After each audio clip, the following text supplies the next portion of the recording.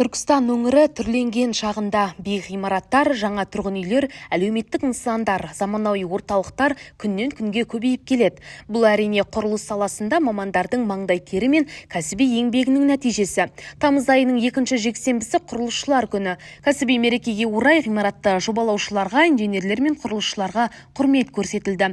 Облыс әкімі Нұралхан Көшеров оларды кәсіби мерекесімен құттықтап, өңір дамуына қосқан сүбелі үлесін атап өтті. Түркістанды түрлендіріп, әлемге танытудың құрылысшылардың сіңірген еңбегі әрқашанда ерекшеленетіні белгілі.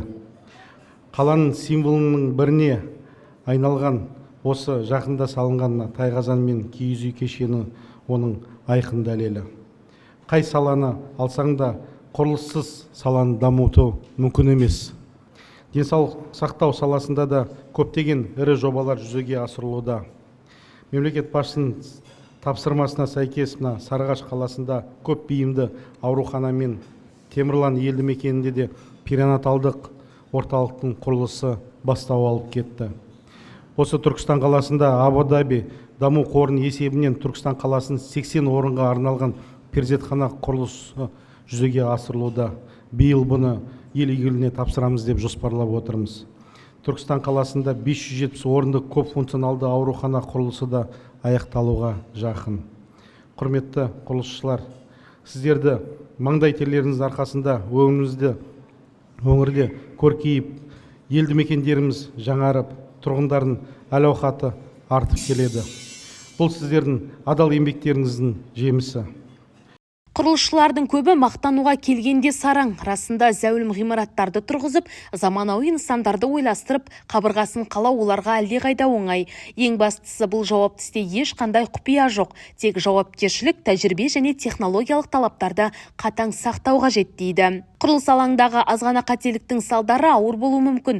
Сондықтан мұқият болу, тәртіпті сақтау, командамен бірлесе жұмыс істеу аса маңызды. Кәсіби мерекеде марапатталғандардың арасында тәжірибелі мамандар көп. Бүгінгі марапатым құрметті құрылысшы деген марапатпен, төс белгімен марапатталдым.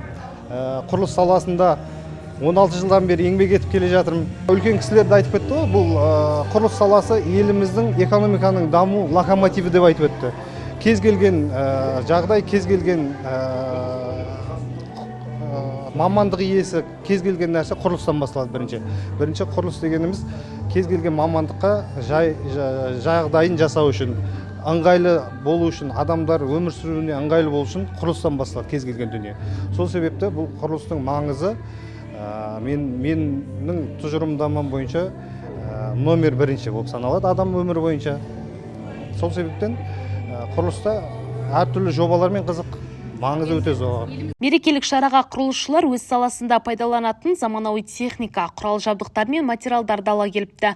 Арнайы ұйымдастырылған көрмені облыс әкімі сала ардагерлерімен бірге аралап көрді. Осы күні аға буын өкілдері жастарға құрылыс кодексін табыстады. Айта өтейік, жылдың алғашқы 6 айында атқарылған жұмыс көлемі 306 миллиард 700 миллион теңгеге жеткен. Биыл 475 мың шаршы метр тұрғын үй пайдалануға берілді. Бұл былтырғы көрсеткіштен 8,3% артық.